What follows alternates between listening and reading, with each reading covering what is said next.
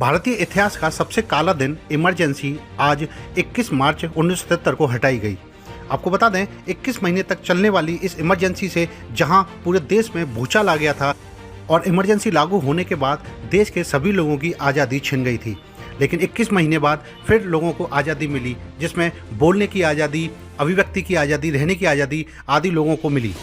देश की प्रधानमंत्री उस समय की इंदिरा गांधी ने इमरजेंसी की घोषणा की थी। देखिए, मैं ये समझता हूँ कि इमरजेंसी का जैसे समाप्ति का दौर हुआ तो ये एक वास्तव में जन समुदाय के लिए एक अच्छा संदेश रहता है, जहाँ पर हम अपने उन्मुक्त होकर के अपने विचारों की अभिव्यक्ति कर सकते हैं।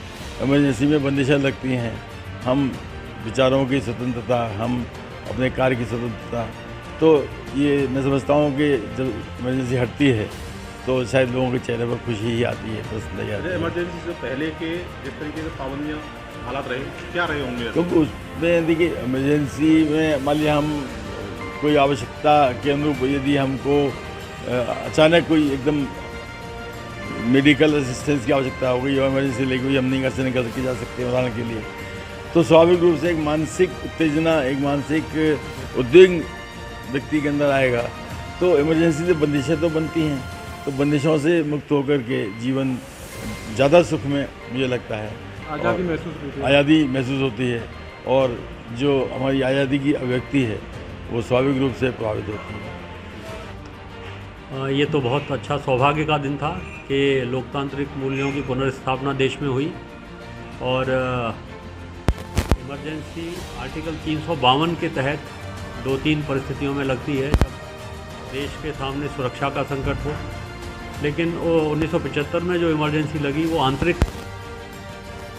लगी, ये पहला अवसर था, क्योंकि सन 1977 में जब इमरजेंसी ख़त्म हुई तो हमने अपने बड़े बुजुर्गों से सुना है कि एक भारत को एक नया भारत मिला और नई आज़ादी मिली। और बुज़ुर्ग ये कहते हैं कि जैसे ही इमरजेंसी ख़त्म हुई तो सभी संसाधन जो हैं वो खुल गए और सभी जितने भी योजनाएं थी वो चालू हो गई थी और लोगों में एक नया जोश था, नया कुछ करने का था, नया भारत बनाने की एक उम्मीद से इमरजेंसी खुलने के बाद लोगों ने अपना कार्य किया। इमरजेंसी से पहले किस तरह के हालात रहे होंगे? इमरजेंसी से पहले जहाँ तक मैंने सुना है अपने बुज़ुर्गों से, तो ऐसे हालात थे कि सब चीज़ें बंद थी और कोई अपनी तरफ से कुछ नहीं कर सकता था। सब हर तरह का कार्य करना और वो सब बंद रहा और लोगों के पास आर्थिक संकट आ गया था। एक तरीके से ये मान के चलें कि लोग जो हैं मोहताज हो गए थे हर चीज़ के लिए।